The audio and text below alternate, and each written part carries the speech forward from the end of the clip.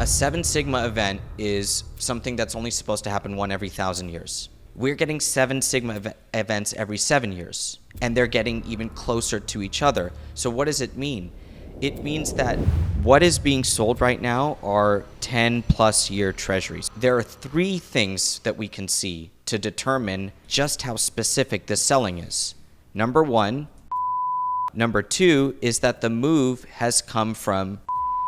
The third is that are collapsing. The supply of money is a liability. Deposits, M2, that's a liability. That is supply. So, of course, supply of money will go up when the assets go up. But liabilities, not the way that we measure it. The way that I feel like liabilities or M2, it's a trailing liquidity index. If Bitcoin can just be that generational money like cash and like real estate is today, then people can think, oh yeah, it can go to $10 million in the future. I suggest that Bitcoin will be at $1 million in the next several years to give people that taste of the potential growth, that you're not late. You're still early in this asset class. Yeah. You give them the proper context for that.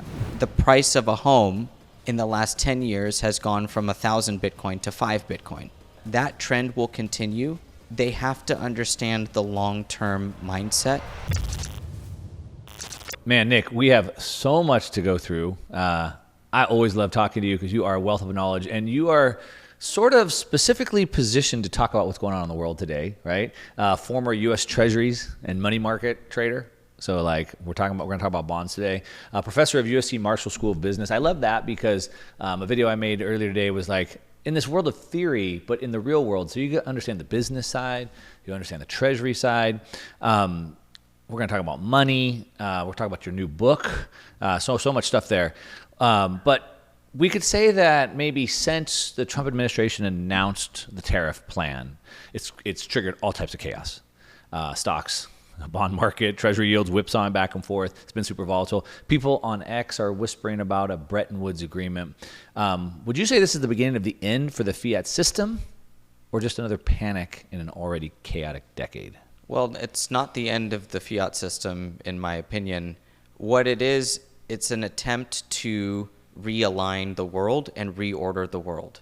So I think that we've been under a regime of globalization for the last few decades, and a big part of that has been the U.S. consumer reliant on the Chinese exporter for cheap goods, and the U.S. government reliant on the Chinese surplus for financing.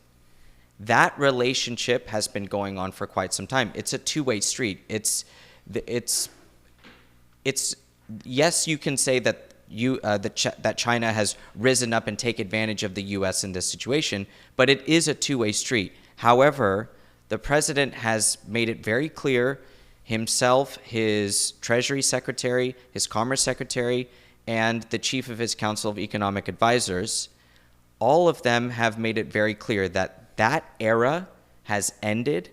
Tariffs are one of the first steps on the path to reordering and to figuring out the new regime. What are we going to be in now that we've declared the old regime null and void, or that's what we are attacking? So that's the way I see it. Yes, that the market is experiencing an enormous amount of volatility off of uncertainty, and that's what volatility is. Volatility comes from options prices, as you know. Yep. And option prices imply volatility. So when market makers are uncertain, they step away from the writing of options. It gaps out implied volatility by definition. That is where volatility comes from. It comes from uncertainty. So the people don't understand fully what is the plan, obviously, because even the president is a negotiator. He's not even laying out all of the things that he's going to do, just the ones that he needs to get his way. And in that, we are in that world now. We live in President Trump 2.0's world. And we are, if you want to play by the rules, you have to understand that volatility is probably going to be the name of the game. Yeah, I want to talk about that plan. We were saying how you kind of have to read every single word. They're laying it out, but you have to listen to it. But before that, so you talk about the volatility. We can look at sentiment in the market as well. And like, there are like readings that we haven't seen since the global pandemic, when like the whole world was literally shut down and everyone was going to die, or like the global financial crisis when the whole banking system shut down. I mean, do you think that amount of negative sentiment and volatility is warranted? I mean, is it as bad as the whole world dying and shutting down in 2020? So this goes back to one of the core parts of my new book thesis, which is, the book is called Bitcoin Age, and it's not just about Bitcoin, Mark. It's about the credit system that's the backdrop for our world. And that credit system it dies if it can't continue to expand.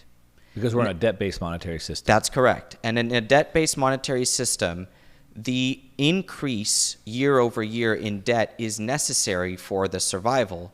And the banks that are controlling this credit system have instituted a political and economic system around them, including government regulation, central banks, and international trade agreements that allow for these banks to receive a bailout or to receive the support from the people, actually extract the people's present and future earnings and tax revenue for the benefit of this system, all in the name of that system provides jobs for the world. And so they use the scare tactic of contraction to avoid it. So because we live in that system, it's contracted and expanded so many times that the leverage is so large in the system that what you get during these times of volatility my mentor taught it to me in these words. He goes, a 7 sigma event is something that's only supposed to happen one every 1,000 years. We're getting 7 sigma events every 7 years, and they're getting even closer to each other. So what does it mean? It means that the perceived normal distribution of returns doesn't exist. Returns are not normally distributed, neither are volatility events. Volatility events that are supposed to happen once every 1,000 years are happening every few years. So statistically, it's supposed to be impossible. However, we're experiencing it. And I believe the volatility events that are happening so often are simply a symptom of our credit system being so based on a lot of thin air, basically. Right. Yeah. The leverage in the system magnifies the volatility. That's right. Right. It's like if I had 4 or 5 books in my hand, I could balance it. If I have 400 or 500 books, the thing is swinging wildly. Yeah, and if we think about the volatility and the expected returns, all of these portfolios are built on models. And so when the expected volatility spikes like that, the AI, which runs a lot of these portfolios, it doesn't know what to do. Right. And it literally errors out and it force sells. So that's actually what you're witnessing. It's a computerization. It's an algorithmic dominance of financial markets. All of these are components that lead to these large moves, but it doesn't.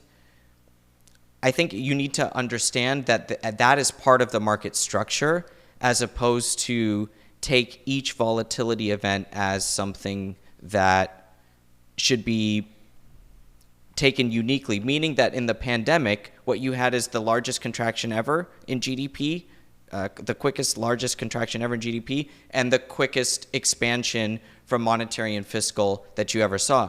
That's just another example of what I'm talking about, is that when it contracts, you have to expand it. So that was another magnified one. We're just experiencing these now more and more. Yeah.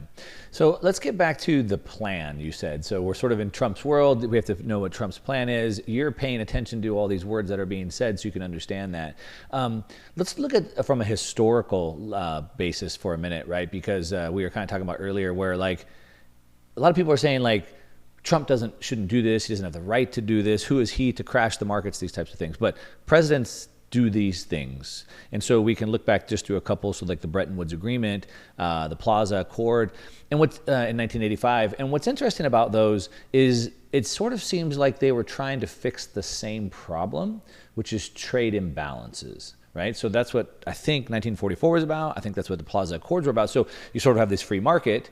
The world realigned and pegged back to the dollar in 1944, and then the imbalances grew. 1985, we had to kind of bring it back in, and then today we're talking about trade imbalances again. What the president's chief economic advisor has said, we are living in this world where the Chinese exporting has hollowed out U.S. manufacturing. It seems very cliche to talk about it because that's a theme that's been with us for quite some time, a few decades. But now they're ready to address it. It also seems cliche to say that a strong economy has to have strong manufacturing when the U.S., which is the world's largest economy, has hollowed out manufacturing. So people, they're unable to see necessarily that we need the manufacturing back to survive on the long term, because in the short term, all of these technology services that we provide as a nation are consumed by everyone across the world. So it is keeping our economy going, right? The whole IT sector and technology sector, even social media, when you think about where are all the social media companies based and where have they come from, all the strong internet companies over the last few decades, they're all United States based. Yeah. So why do we need manufacturing? They are saying that, yes, we do need it, and it is to address this permanent trade deficit that we are in. It creates a permanent capital account surplus, and that's one of the keys. If you have this huge capital account surplus, it means that the rest of the world is holding your debt, and that makes you subject to them also in a way. So all of these things are trying to be addressed here. Do you think, I want to get to the manufacturing back, but let's just talk about the trade imbalances for a minute, right? Because Trump's talked about trying to close those trade imbalances, and obviously talked about the tariffs for each nation that we have that. And some of them look ridiculous, like the trade imbalance maybe with Vietnam, for example, right?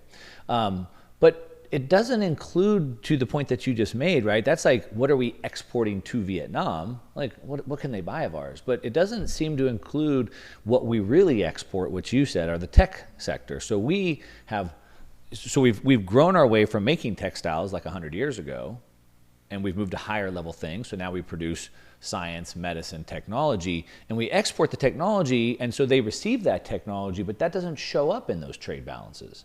Well, and that's what they're trying to address with tariffs, is they're trying to make them pay for some of those things coming in so that there's more of a balance. They're also trying to make sure that, what they're trying to do with their protective tariffs, like in a Vietnam, if they have protective tariffs, they are preventing U.S. goods from coming in. Those technology products are taxed double so that they might go and get them from China, for example. Those are some of the things that are trying to be addressed in terms of exporting to a country like Vietnam.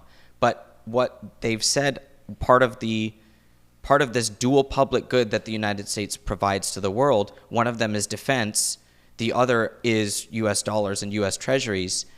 The defense side seems to be something that they want to make sure the trade deficit is closed with the rest of the world, because if you simply buy more US weaponry, that will shrink the trade deficit. And what you're doing is that you're doing a couple things at the same time. You're lowering the amount of money that you have to spend as the United States on protecting the world, because your ally is now going to build up their army, but not opposed to you, but in alliance with you.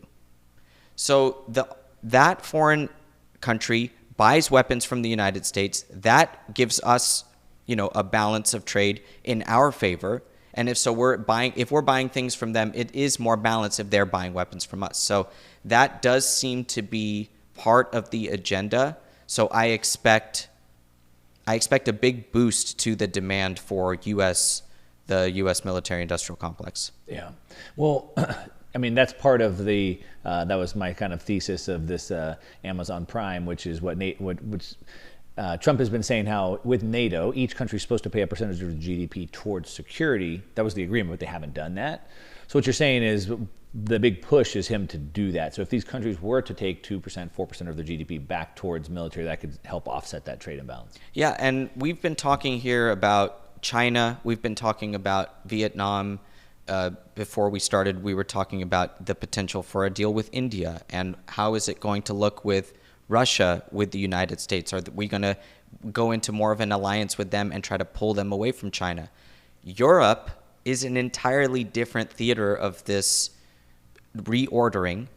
And, to talk about Europe and the role of NATO and all that, it starts to be a different conversation than what we're talking about with China hollowing out the U.S. manufacturing or trying to find ways to get non-China and non-Europe countries to pay more their fair share. Right. We were talking about how when you start connecting a lot of dots, you can see that one of the things Trump did when he first came in was he threatened the BRICS. So there's tons of videos I've talked about. It's been all over the BRICS, their own currency, gold-backed currency, their growing power, et cetera, et cetera. And he sort of warned the BRICS, hey, if you try to launch your own currency, 100% tariffs against you, anyone who moves away from the dollar. And so the BRICS is this coalition, this trading bloc. And the C in BRICS is China, which is the big one. So in one way, you can see that was one of his focal points. And it seems like part of what he's trying to do then is sort of reorg. Maybe the U.S. doesn't have enough power against China necessarily, but if we could pull some of that trading bloc away from China, then the U.S. could have more power there. And, you can't dismiss what he's saying. You have to listen to it because it's fascinating to see the speed at which some of these things are now happening. But listening to one of your recent episodes talk about BRICS, what I realized that he's actually trying to kill BRICS in that he's trying to take the C, China, and isolate China. And to do that, you have to bring Brazil, Russia, India, and South Africa, and the others like the United Arab Emirates, who has already announced over $1 trillion investment in the United States. That is maybe the big play here. It's the thesis for the last few years was, can a BRICS alliance rise up as a trading bloc and threaten the US dollar realm by using their own swap lines? Now, maybe BRICS he's just trying to end that alliance in one swift move and isolating China. And that's what we saw with the 90-day pause, is that exactly. You go 50% even more on China and you pause everyone else. But why? Because 75 countries called them. And they're not making that up. Yeah. We have the bilateral confirmation. I don't know if 75, they always love to exaggerate, but it doesn't matter. The calls came in. The deals are already penciled in. The meetings are being set. All of those tariffs are coming down. Yeah. Maybe, and so that's part of, your 4D chess. There's so much going on. Yeah. And we just have to do our best. I teach at USC, but unless you're a student, and I know you're reading history left and right, Mark, every day, unless you're a student, you won't be able to keep up. Yeah. Because the history is what gives you the perspective. So again, back to 1944 or 85, where the world did come together and did agree to repeg back to the dollar and did agree to reset the trade imbalances and did agree to allow the U.S. to devalue its currency, right, each of those times. And so then you start to go, well, I guess every couple decades we just do this thing. Whatever, we just do it again, right? And you get that perspective. I think, when the BRICS started, it made sense, a little small trading bloc, whatever. But now China is big enough to rival the U.S., and I think then it sort of is like danger. We have to kind of do that. I think also the global supply, or I should say the global pandemic and supply chains breaking down really put the world on notice as to, especially in the United States, like, shoot, we couldn't even go to war with China. We don't even have medicine. And I think the Ukraine war even put that more on blast, where NATO couldn't even produce enough ammunition to keep up with Russia. And so I think it's important to think about that. Back to Europe, for example, I think it was interesting where von der Leyen from the EU was like, we'll retaliate against the US. But then like Meloni from Italy is like, I'm going to come over and talk to you. And, like Germany might need the U.S. to buy its BMWs and Audis and Volkswagens. And you start thinking about then, well, the EU wants to play, hardball, but then what about Germany, and what about, Italy, and like the implications of potentially breaking apart the EU. So seems like there's some big moves being made, and we don't know, obviously. The world, this is a complex system, and unintended consequences will prevail, but it seems somewhat likely to work out. What do you think? I've been watching the, politics in the EU to the best of my ability, and my opinion is that if you are to see some grand reordering within Europe because of this idea that Trump is looking for more alliances and the EU as a bloc doesn't appear to be allied with the United States in this effort. A lot of the agendas are opposed to each other. That Italy will be the one that leads its way out and can establish, a bilateral relationship with the United States that protects Italy in its effort to leave. Now, I'm not making the prediction, but that's the way I'm thinking about it, Mark. So I'm looking at Italy and I'm watching their politics because it's the only country that is showing any hint of it. And so that's the one that we have to watch. You're going to have countries that I think need it. They're hinting at it. Countries that maybe need it, like I said, Audis and BMWs and Mercedes. And then some countries need security.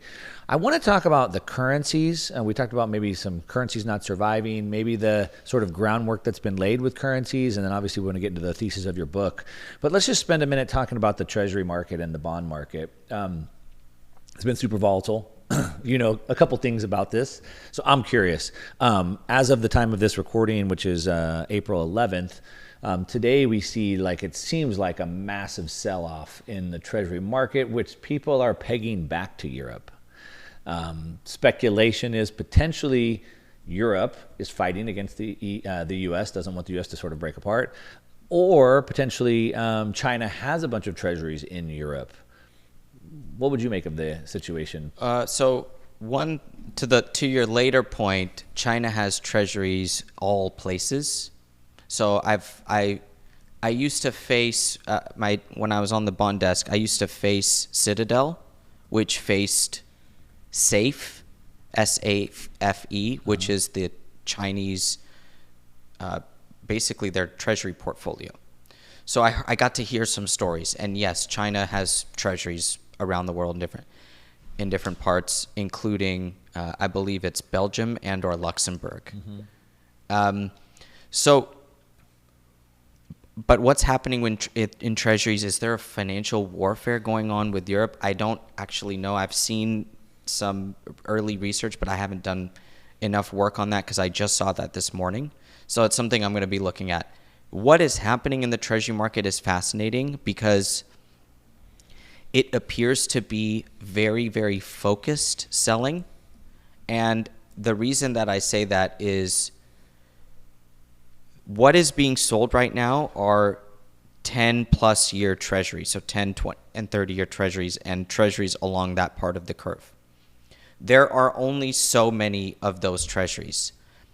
Now, yes, it's dragging yields up, but the price action, if we look into it, there are three things that we can see to determine just how specific this selling is. Number one, the yield curve has dramatically steepened. Means that the front end of the yield curve is not behaving in this way at all. That it's all a steepening move.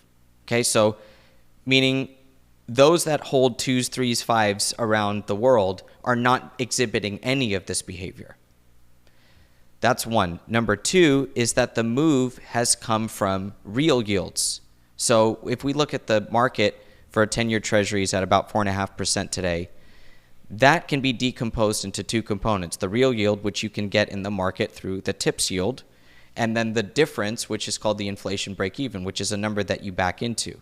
So the real yield is a compensation for owning treasuries, and the inflation component is a kicker, what you get after the fact, basically the plus CPI component. And so that calculation, the inflation component is not moving. All of the move is from real yields. It means it's not an inflation scare. Okay. Okay? So that's the second. The third is that swap spreads are collapsing. And this is what people are talking about with the basis trade, where investors were long treasuries and short derivatives against it, trying to arbitrage a small amount of profit. Swap spreads have collapsed, which means that the selling is being done on the cash instrument, which are Treasury securities, 10s, 20s, and 30s, and the buying to unwind the trade is being done in derivatives. So the original position was long securities, and it's now selling the securities. So whoever was long the basis trade was financing treasuries in the repo market. They own all these treasuries. They're not long the full risk because they're hedged on the other side. Mm-hmm. So when rates move together, their trade doesn't change. They just capture that difference over time. But now it moved against them. What they were short was going down faster than what they were long, right? In the risk-off move. So this actually started. I don't know who owns this trade and who's financing it and who's blowing up. But what I see is that with swap spreads collapsing, that means that the selling is so localized in these 10, 20s, and 30s. It's very dramatic. I've only seen this type of price action once, and that was February of 2020, when the pandemic was, when that uncertainty of what was happening and yields were actually collapsing, going all the way to zero. And then after a certain point, the 30-year yield started gapping up in a way that, I mean, that's what we actually saw this time, is that it was triggered by a bull move. Right.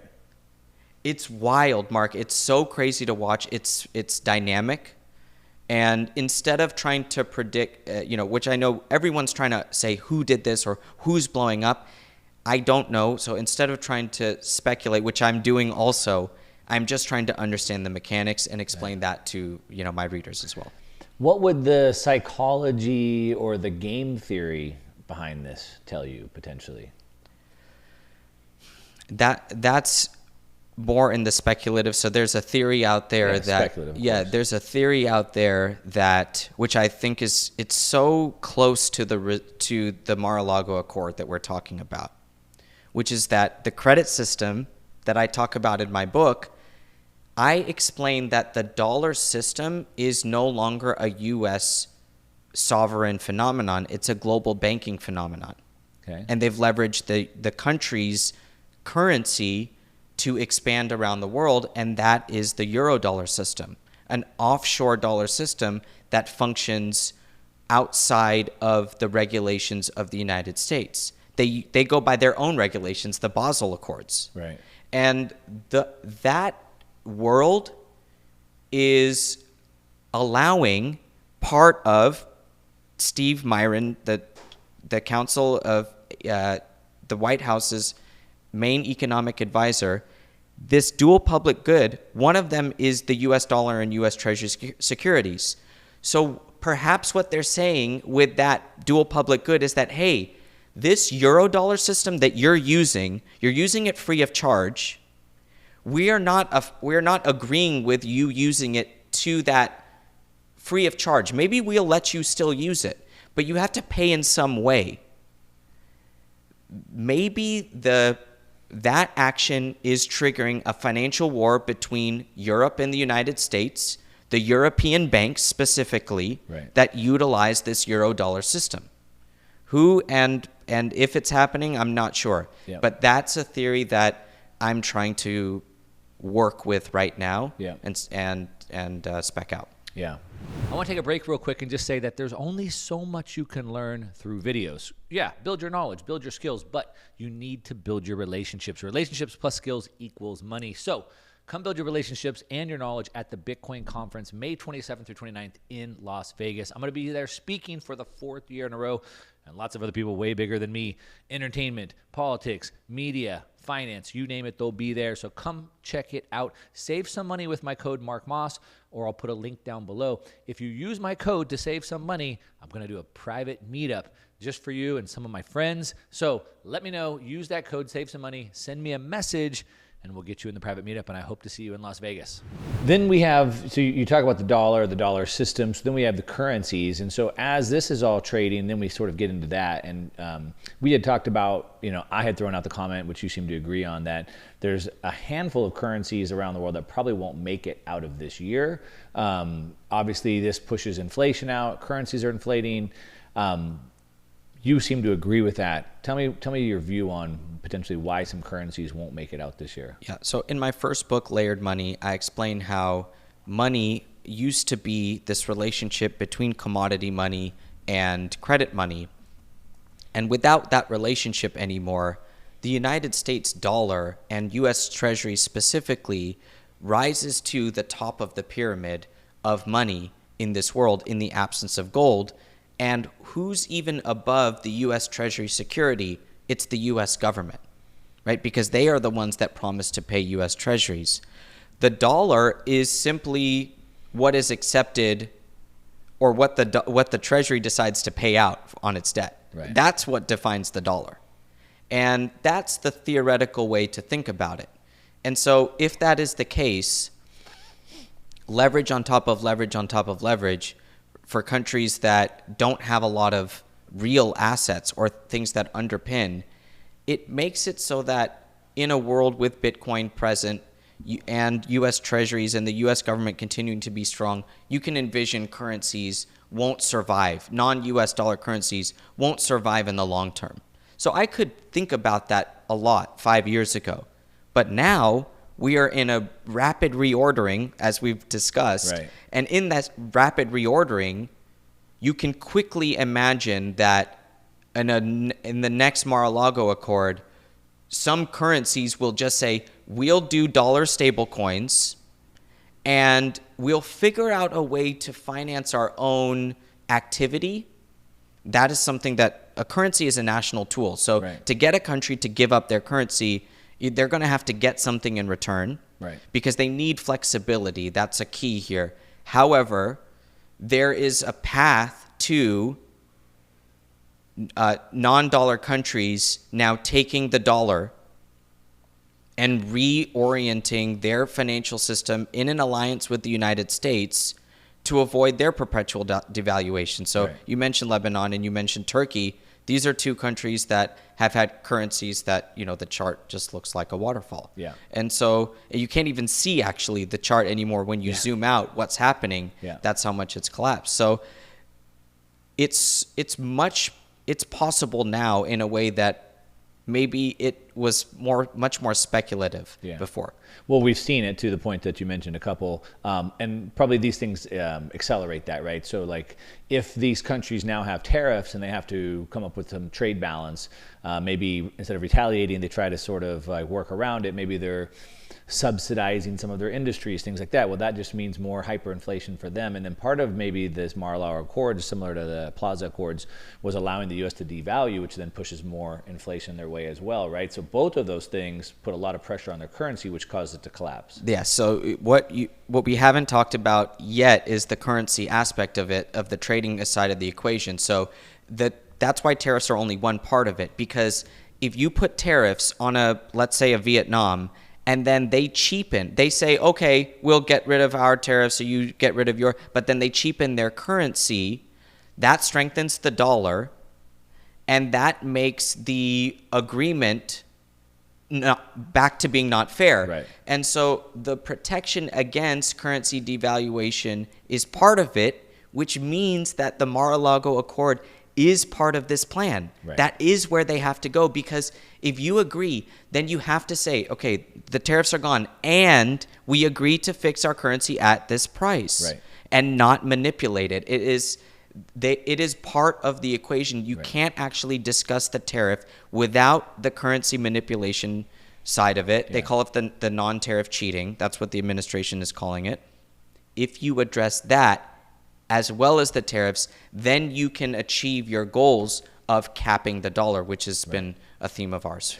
And just for everyone listening, if you don't understand history, like this is just what happens. This is what happened in 44, it's what happened in 85, and it's pegging back to the dollar and allowing the dollar to devalue. And so these things start to accelerate that. And then you mentioned stable coins. You know, I had talked about in this video I did, which you saw, which was sort of some of the groundwork that Trump had laid before even going into this reorg, whatever you want to call it. The New Deal that he's trying to push through, but it was pushing through some stablecoin bills, and we've seen, you know, you and I in the Bitcoin space, in the crypto space, we've seen the stablecoins, US dollar stablecoins, really starting to gain acceptance. And you have these other countries where their currencies are inflating, rapidly inflating, hyperinflating, and the people want to get into dollars, but the countries don't allow them capital controls. And so the stablecoin has been a way for them to sort of get around that. And so you have this, you know, deal where I think partly the U.S. and Trump wants to strengthen the dollar's role in the world. Number two, you need to sell more and more treasuries. And on the other side, you have people who want dollars. And so if we can get them stable coins, we can increase the dollar's strength. And then we can make those stablecoin companies buy U.S. treasuries. So it's like a pretty good combo. But then what that seems to do is then accelerate their own native currencies going into even faster and faster hyperinflation. And that's the wild card, because like I just said in my previous response, the currencies are a tool for the countries. Right. So if you go and shake down another country and you say, hey, you have to adopt the dollar, you don't get your own currency, you can't print money when you go into a crisis, you can't come up with a new deal for yourselves because you can't finance it unless you go to our banks. Is that fair? And so I don't know the answer to your question. I don't know how, if you get the countries on a dollar stablecoin standard, how they're able to finance their own Well, what activity. happened after 44 and after 85 when the countries sort of repegged back to the dollar? Well, what happened for 14 years in Europe is that you didn't have any free movement of capital. You had capital controls. And so the Eurodollar system actually started for many reasons, but one of them is that the FX desks opened up for the first time in 58. Okay. In the city of London in the late 50s, I discussed this in the book. Now that you had currencies trading against each other for the first time, or any exchange where a bank could actually do it and make the market, then you got cross-currency arbitrage trades for the first time. And that was because the City of London banks could raise deposits in dollars in Europe, basically taking that surplus that was over there and saying, hey, give us some of that, we'll make a market in this currency, or we'll invest it in pounds, right, and create and capture an arbitrage. So when I think about the capital controls of 1944 to 58, Bretton Woods didn't just make it so that every country could be exchanged for dollars and dollars could be exchanged for gold really easily, and that's what kept a stable system. In fact, France in the 60s said, we don't want these dollars. Right. We're taking the gold back. So, but that was after decades of manipulation and inflating the dollar. Of course. Yeah. So then we go to the next level, which is then back, sticking on the currencies for a minute. So then we have potentially $300 and $350 trillion of U.S. dollar denominated debt in the world, with about $80 to $100 trillion of currency. So then there's this massive demand or shortage for dollars. And then you have the U.S., which aggressively, especially after 2020, has like opened up swap lines with all these countries. And so is that another tool to sort of reorient the world, where it's like, hey, you need the dollars for your debt. Even China's giving you dollar-denominated debt. You want swap lines with us, maybe you come over. And the swap line is the formal extension of the Eurodollar system. And so when the swap line is put on with the United States and another country, what they're saying is that your dollar system, or if your banks hold dollars or operate dollars, we recognize that, and we're going to arrange something so that you can make sure that you access us. It actually started the other way. When the dollar swap line started back in the 60s, they were so that the U.S. could bring dollars back, right? Because dollars were piling up abroad. So we wanted a way to actually pull those dollars back. Mm-hmm. Now, the Eurodollar system, in theory, and per 2007, the crisis, they rely on dollars going out. Right. in a crisis. And so those dollars going out in a crisis in the swap line. They need the dollars out to them because there's so much debt. They don't have the dollars to repay the debt, so we need to give them more dollars. Their banks have issued dollar debt. Right. And so if their liquidity dries up, they need a source. They need a funding source. And so that's what the swap line is used for today. And it can and will be used potentially as a political tool that you only get the swap line if your banking system adheres by our new Eurodollar rules. And our trading block. Of course. Yeah. That's part, I mean, That's yes. the Mar-a-Lago. That's the accord, right? Yeah. You have to get the trade in a way where you're buying more American or you're building the factory here. So you mentioned the Germans. There are BMW factories in South Carolina. So they're doing it. He'll just say, make all of them here. Or you have to make 90% of the stuff here. Or you have to assemble it all here. You have to, and so each country will have their own way of paying for the dual public good, Mark. Some of it will be buying the weapons straight up, and some of it will be through this multitude of tariffs, reshoring manufacturing, restricting access to swap lines, and putting a lid on their Eurodollar systems within that part of the world. Yeah. Fascinating. It is. It's so fascinating. It seems like, I mean, we have no idea how this turns out, obviously, but when you look from a historical perspective and then you start to see the game board starting to sort of be laid out by listening to them and reading their papers and things like that, it seems clear where we're going. It's what does the path from here to there look like? It's like we're in a jungle. We can see the mountaintop, but we don't know every twist and turn we're going to have along the way, so it's pretty interesting. I want to pivot into the old system and now into the new system. So sort of what your book is written about, this new age, the Bitcoin age. And something that, I still haven't got my head around, you're maybe still trying to figure it out, we all are, is sort of we have gold and Bitcoin being forced into the world. And when I say forced into the world, I mean Bitcoin specifically, because the United States has agreed to or decided to have a strategic Bitcoin reserve. They're talking about a sovereign wealth fund. So sort of maybe forcing that into the world. But then we also have them allowing gold to really maybe take off, if you will. Obviously, there's been a lot of talk coming out of the Trump administration about revaluing gold, things like that. So we have these two other assets that seem to be almost maybe contradictory to the dollar remaining a dominant store of value like they seem to want it to be with treasuries and whatnot. So when we talk about the layered money pyramid, U.S. Treasuries at the top, U.S. government is above that. And so what the U.S. By the way, for everybody listening, Nik has written 2 books. So the first book was Layered Money. The next one is The Bitcoin Age. So we're talking about both, but he's referencing the Layered Money. So you might want to read that book too. That's right. And so at the top of the pyramid, we have the U.S. government above U.S. Treasuries. So if the U.S. government owns gold and Bitcoin mark to market, what it does is it gives a way to guarantee. It's a guarantee on the liability. So the way that a capital structure works is that you have assets that are funded by debt and equity. Well, if there's equity in the country and the country has a lot of equity, right? The United States government itself has a lot of equity. Right. All of that equity shows up as assets as long as there's not leverage against it and borrowing.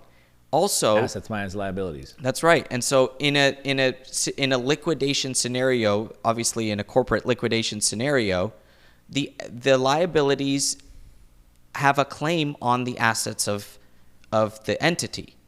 And so if you have all these U.S. treasuries and you have the government with assets, obviously you can't convert a treasury to Bitcoin in the future, and I'm not projecting that at all.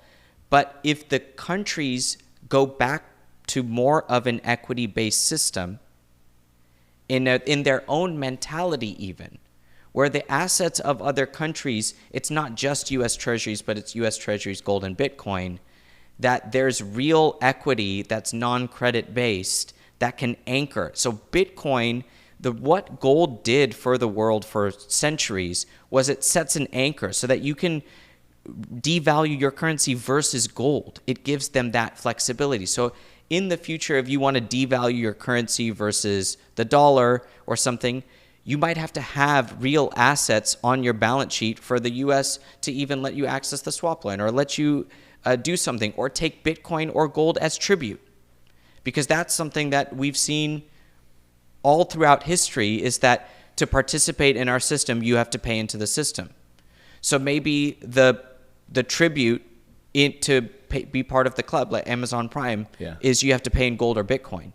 So when I think about the future, and then setting up a strategic Bitcoin reserve, is it possible that the strategic Bitcoin reserve is simply the receive address for the United States government? Possibly, yes. And countries paying tribute in Bitcoin, the receive address going in that way. That's correct. Yeah. There's a lot of talk about the strategic Bitcoin reserve. Is it necessary? Is it not necessary? I made a video recently talking about China's second fatal mistake, and I was referencing it back to China's first, what I called fatal mistake, was in 1873 when silver was demonetized. The world moved to a gold standard, and China said, "We got a ton of silver. We're not going to the gold standard." And that's fine. Everyone comes at the price they deserve, right? So China decided not to, but then silver got devalued. They lost about 30% of their purchasing power. They eventually capitulated. However, that sort of knocked them out of the world order. So a lot of people think with the strategic Bitcoin reserve, it's not necessary. Why should the government use our tax dollars to buy things like that? Is it really strategic? Because it's not like oil, like we need oil, it's just Bitcoin. But in that frame, you see if China or another country decides to come over in 5 years or 10 years, do they get 20, 30% devaluation? Does it repeat again? So I think that I want to bring up one thing about Trump again. Yeah. One of the first things that he said was, we're going to go to Fort Knox. We're going to go see if the gold is there. And do you think that that's just Trump randomly saying something? No, that's part of the plan. And so we talk about Besant, what a student of history he is. He mentioned gold and Bitcoin together in the same sentence on the All-In Pod. Yeah. So you have to take their word for it that they're thinking about it. So then I would argue that to people that say it's not strategic, why would they need strategic? It's not like oil.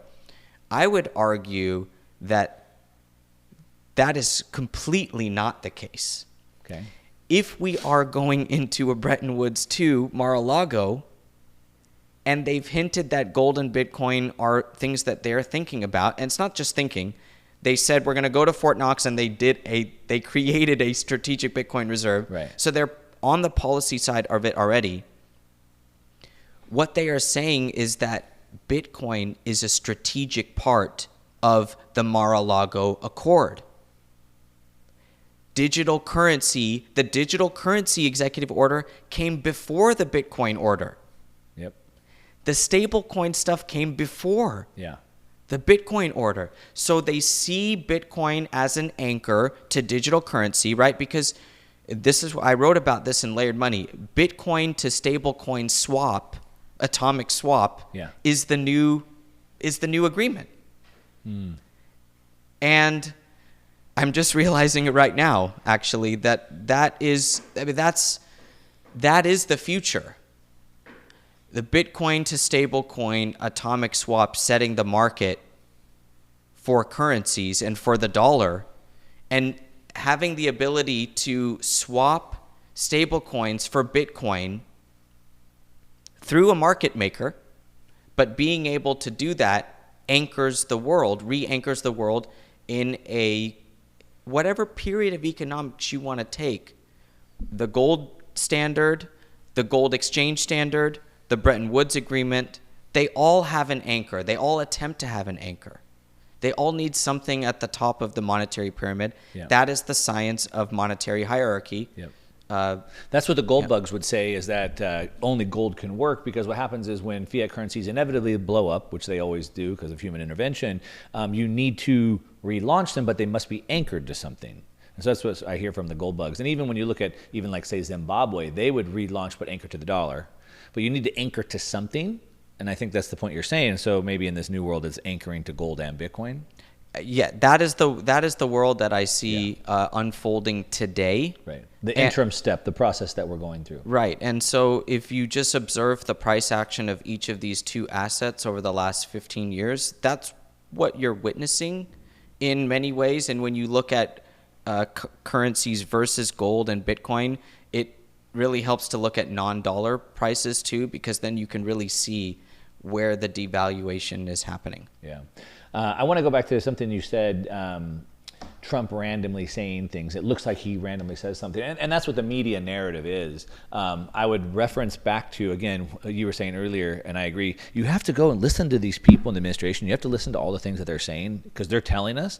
But there was an interview with Nik on the All In podcast, and he was like, I've known Trump for 35 years. We grew up in New York. We used to go to all these things together. He's like, I've known him for 35 years. And he said he never says things off the cuff. He always gets all the research first, and he knows exactly what's going on, and then he'll only start talking about it after that point. So to the media, because he kind of like throws things out randomly, you think he's talking randomly, but per Lutnick, 35 years they've been working together, he's like, he never does that. He's like, these the tariff things, he's like, he's been talking about that since the 80s. He's like, it wasn't like I brought that to him. I started working for him. He gave it to me. And so I think that's just an important piece. We don't know if that's wrong or right, but take it from someone who's been knowing him for 35 years. And then I think for me, that adds a little bit more gravity to the things that he's saying, to your point. Like when Besant talks about gold and Bitcoin together at the same time, like we should certainly be listening. He was talking about Japan dumping in 1988, and that you can take the string right from that comment about Japan in the late 80s to today. Yeah. I want to get into the core thesis of your book, The Bitcoin Age, and how really it talks about all of this. But I just want to go into one more topic first, because one thing that's talked about, just at least I've talked quite a bit and sort of it's gaining more momentum, is global liquidity. Michael Howell's been talking about it. You guys, the Bitcoin Layer, which by the way is maybe my favorite newsletter to keep me up to date on things. I try to curate my news sources because it's hard to stay on top of everything. The Bitcoin Layer, we'll link to that down below. Nik and his team does an amazing job with that. But you've created your own global liquidity layer. I like that you actually told us how you created it, unlike Michael Howell. It's like this black box. Raoul Paul, Real Vision's got one as well. But it seems that, back to, we were talking, I think before we started recording, Stanley Druckenmiller, the greatest of all time, he realized early in his career it was liquidity that moves assets. You measure global liquidity.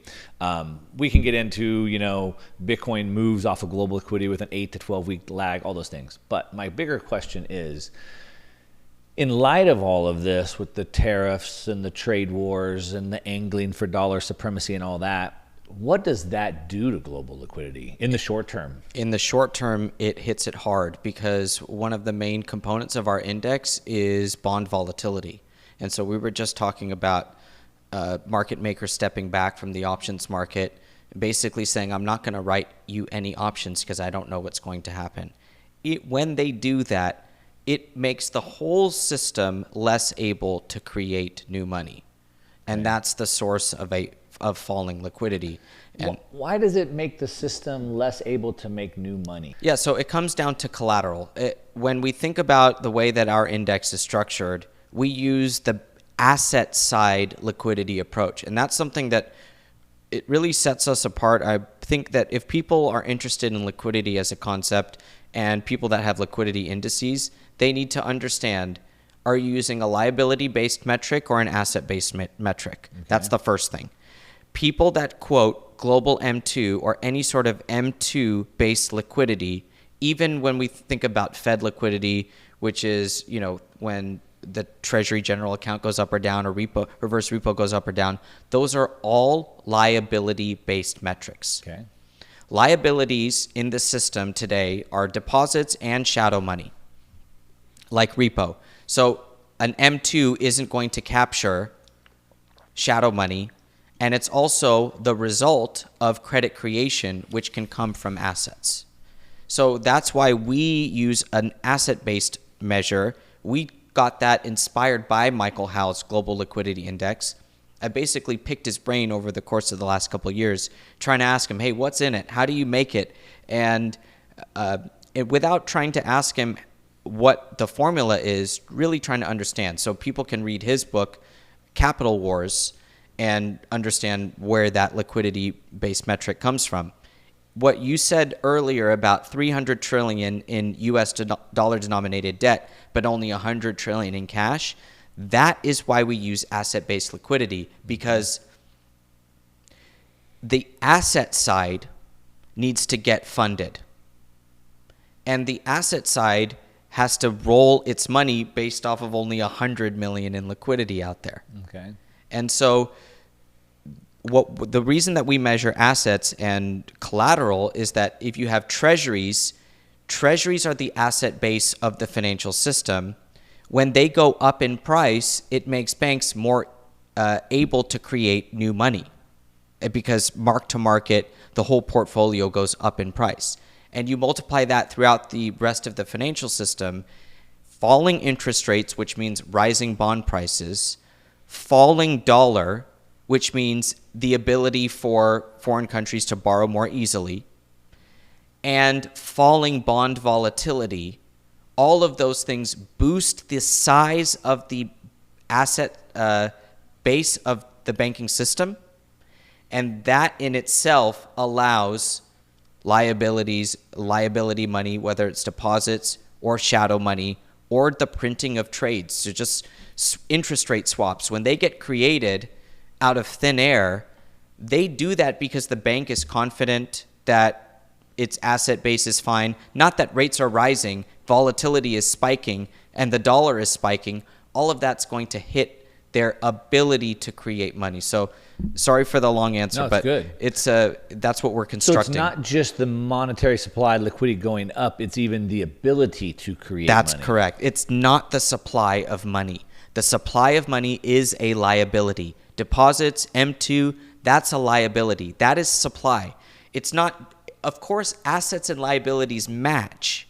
So, of course, supply of money will go up when the assets go up. But liabilities, not the way that we measure it. The way that I feel like liabilities or M2, it's a trailing liquidity index. The leading one are bond prices today, volatility today. That doesn't show up in M2 today. But we want to know what's happening today in the market. Yeah. Why did stocks crash today? Because bond volatility exploded. When bond volatility explodes, market makers step back. They stop printing trades. Liquidity seizes up. Somebody has to sell.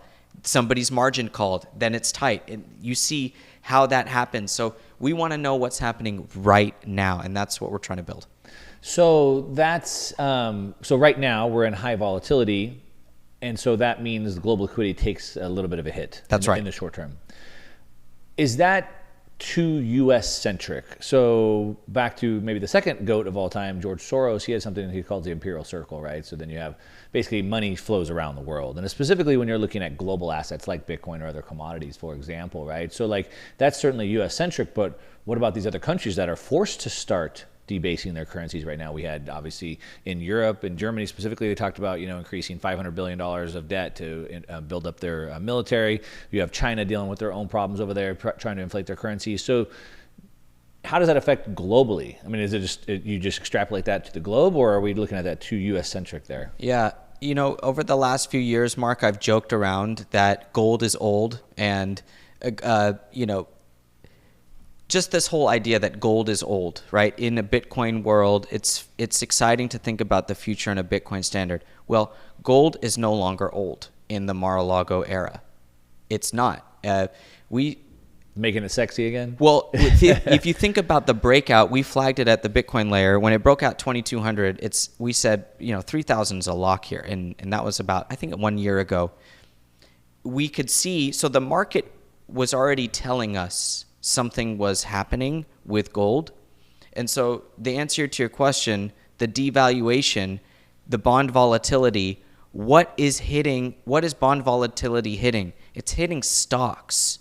It's hitting corporate bonds, and it's hit Bitcoin far less than I thought it might have in this type of event. Bitcoin is held in really well, but it's still ticking most of the time with the stock market. But gold is at an all-time high. So bond volatility is not affecting gold in a negative way. It's potentially... It's doing what it's supposed to do. It's potentially happening at the same time in the same portfolios. So that's what it's really hard to wrap my head around. But I'm a price action analyst, so I'm watching. Yeah, I watch daily returns, but I watch 5-minute candles because unless Drive you're yourself crazy. unless you're and I only do that when it's volatile. Yeah. Sometimes I won't look. Sometimes I won't even look at anything besides a daily or a weekly candle for weeks or months even. But when it's moving like this, I move to the 15-minute candles, the tick charts, because I want to know who's buying and selling what at the same time. I want to know what the correlations are. I want to know, and it's one of those things where right now, if you watch the gold price action reaching all-time highs, the last 3 candles have been all-time high candles on gold. We're above 3,200 today as of this recording. It's doing this with all the bond volatility.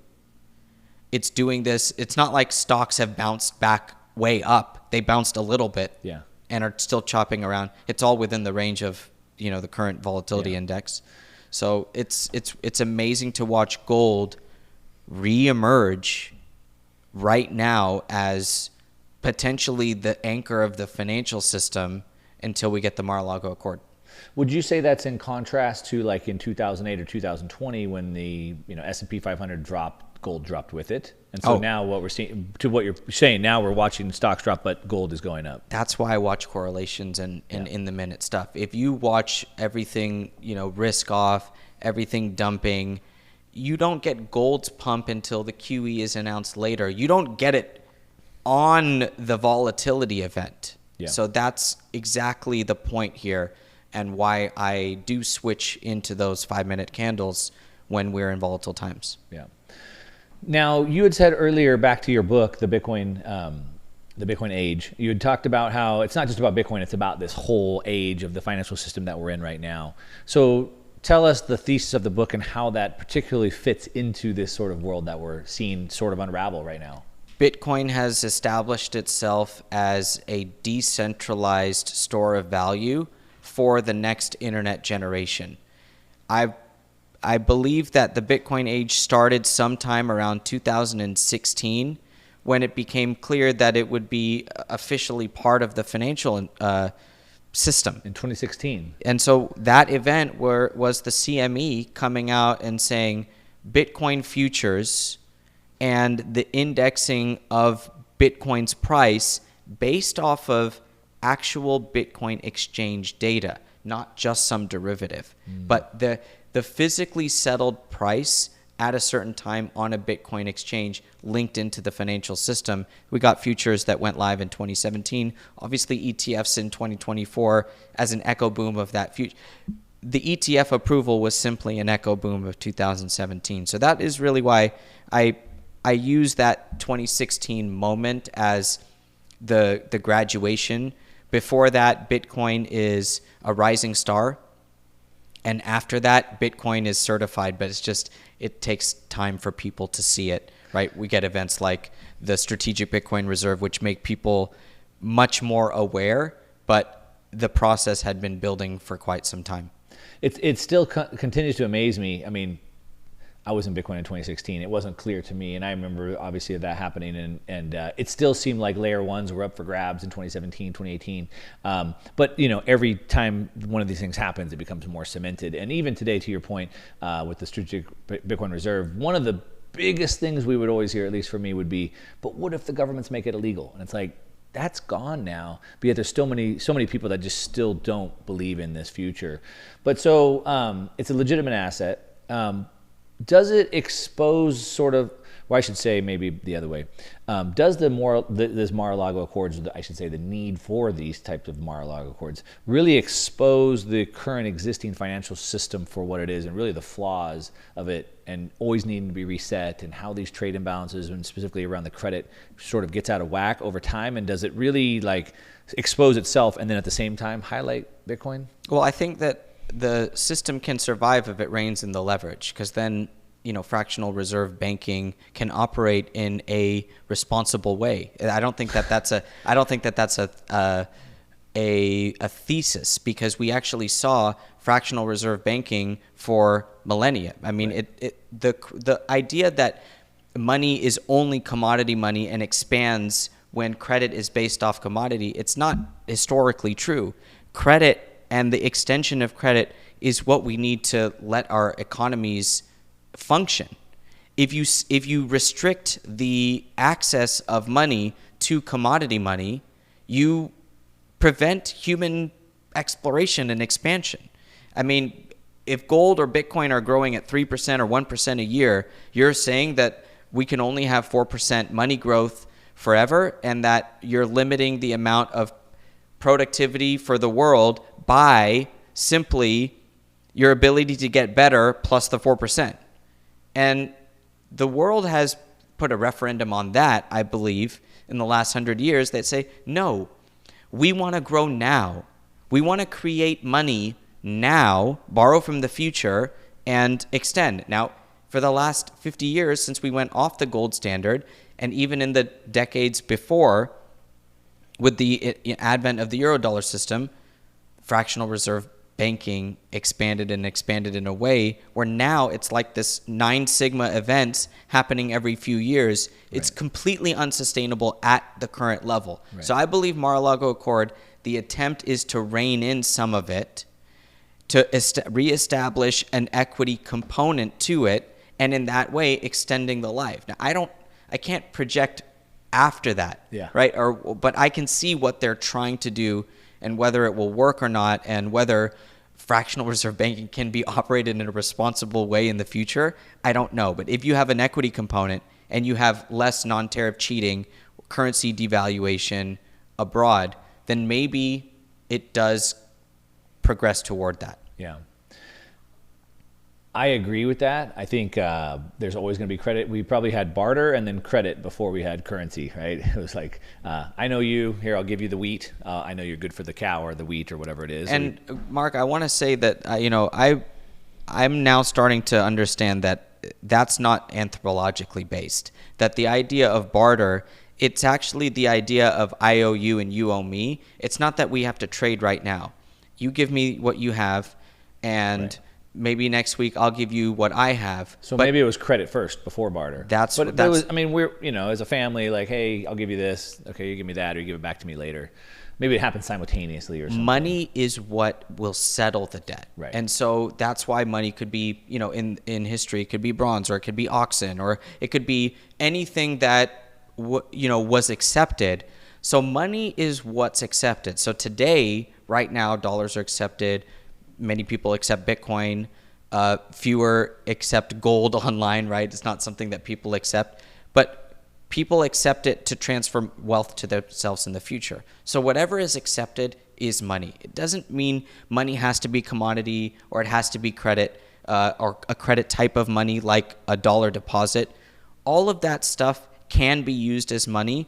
What exists is the human desire to produce, to explore, and to expand. And exchange. And in that way, they'll figure out the system. But how do you ultimately say, okay, it's time to settle up, pay me now? In the future, it might be in treasuries, in dollar deposits, in gold, in Bitcoin. And today, it honestly is all of those things, just at varying degrees. Yeah. So that's why all of those things can be considered money. And in the future, the balance, obviously, I believe changes to weigh a little bit more to Bitcoin relative. And so you ask about the thesis of the book. Bitcoin can be compared to 100 trillion in cash and 300 trillion in real estate. Those are the two asset classes that Bitcoin can compare itself right now to. Obviously gold, but why only real estate? Yeah, why not gold, or why not the bond market, or why not collectibles or fine art? I talk about gold in the first book and how Bitcoin can and should rise to gold on a historical basis. So historically, gold is the best neutral money. Bitcoin should capture that. But the market for it is much bigger than gold. And the reason it's cash and it's real estate, these are two ways that money is stored over time. Some of it for temporary, some of it for long term. Fixed income, equity, these asset classes are part of the financial system. Some of it's used for production, some of it's used to lend money to production, and some of it in both of those asset classes just uses wealth storage. But I want to explain to people that Bitcoin at 2 trillion is still very small relative to what people are holding in cash and real estate. I feel like Bitcoin and equities complement each other. One is savings and one is investing in production. So I don't want to suggest that Bitcoin just starts eating all of these asset classes at once, even though it will take part of equity, part of fixed income, and it is, and part of gold. I want to give people that really high ceiling to where Bitcoin can expand to. If Bitcoin can just be that generational money like cash and like real estate is today, then people can think, oh yeah, it can go to $10 million in the future. And that's what I want people to walk away. I suggest that Bitcoin will be at $1 million in the next several years in the book to give people that taste of the potential growth, that you're not late. You're still early in this asset class. Yeah. You give them the proper context for that. Yeah. Yeah, I think about it like that's sort of like a venture capital frame, which is like Uber. Okay, what markets is disrupting? What is the total addressable size of that market? What percentage do we think we can capture from that market? And so when you think about Bitcoin disrupting just store of value assets, Michael Saylor's talked about this $900 trillion of store of value assets. That's where what are things people are storing their wealth in? And so to your point, equities and stuff, some of that is productive capital being loaned to those companies or being raised by those companies, et cetera. But one thing that I worked out, I gave this talk at Bitcoin MENA a couple months ago in Abu Dhabi, and it's like that 900 trillion, Saylor says maybe half of it is store value, half of it's productive, but whatever you want to call that. But based off of the rate of growth from 2010 to 2020 and from 2020 to 2024, 2025 now, based off the CBO projections, the deficit spending, et cetera, that basket continues to grow. So just at the rate it's on, by 2030, that should be like 1.3 quadrillion. By 2040, that should be like 3.5 quadrillion. So then the question is, what percentage of that basket do we capture by 2030 or by 2040, right? And so to your point, I would 100% agree with you. Like, obviously, you're not going to eat the whole basket, but by 2030, if you get 1.25% of the basket, it gets it to that $21 trillion market cap, would be on par with gold. And Uber and Airbnb captured 10% of their market shares in less than 10 years. So 1.25% is totally conservative and realistic if it is a better asset, which we think it is. When I think about where Bitcoin can go and that $1 million price and 21 trillion market cap, I want people to understand that is my view over the coming years, not something that I will have to wait for. Right. And so it is based on math and that relative addressable market. Yep. And unless you have those numbers and that frame of work, you might not be able to imagine $1 million Bitcoin, because that's just a random number. Yeah. Actually, the number that matters is the market cap relative to other assets' market caps. Right. So Nik, if you're going to speak just like to the average person, the average, working, middle-aged working person, saving, dreaming of this better future, but you're feeling anxious because you see all this volatility and you're hearing about the system being reset and you're looking at your portfolios moving up and down, the whole monetary system being reset, what would you tell them specifically, and then tell them about the time to get into Bitcoin now? Yeah, so in the book, I explain how the average price of an American home has gone from $25,000 to over $400,000 in the last 50 years, and incomes have only gone up from $9,000 to $80,000. And so you would have needed 2.5 times your earnings back then. Now you need 5 times your earnings to buy a home. So prices are expanding, but in a non-equitable way, really in a distributed way that works for some people and it works against many people.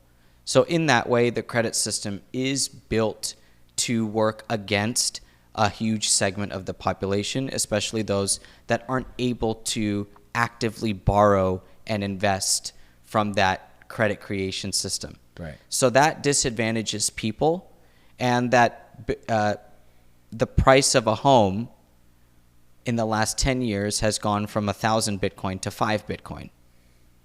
And to explain to people that that trend will continue, they have to understand the long-term mindset. Bitcoin is super volatile, as we explained. It's subject to bond volatility, and it's subject to these 1 in 1,000-year events happening every few years. Yeah. And so that can create a lot of fear. It can also create a roller coaster. So, I love the fact that when we lead with research, what we can do is express our opinion and lay it out for people to the best of our ability. I'm lucky that I don't have to trade other people's funds, and time the market, because even if a client comes to you and say, I'm ready to buy Bitcoin, and then they experience a 40%, and you say, just hold on, and then they pull their money out, you've impaired their portfolio. Yeah. Even though they were the one who timed it and timed it on the way out. So people have to take that long-term mindset. And I would also tell people that the United States of America has the best property law in the world. And so United States domiciled corporations, broadly speaking, are investments that are relatively good compared to other things. And so Bitcoin for savings and a long-term mindset, U.S. production, those are the areas that I feel safe to operate in as an individual. And those are asset classes, I think, that complement each other and are positioned for the future. Great. We're going to end it with that. Nik Bhatia, The Bitcoin Layer. Like I said, one of my main newsletters I read. We'll link to that down below. The Bitcoin Age. Get that. I'm just going to say, get that book. And the reason why is because of what Nik just said. If you just try to buy Bitcoin, but you don't understand it, you haven't done the work, you haven't done the research, you don't have any conviction. You're borrowing Nik's conviction or my conviction. Get your own. We'll link to that down below. Anything else you want to say? You guys can catch everything we're doing at thebitcoinlayer.com, the links to my books and everything. Mark, I appreciate you having me. All right. Thank you.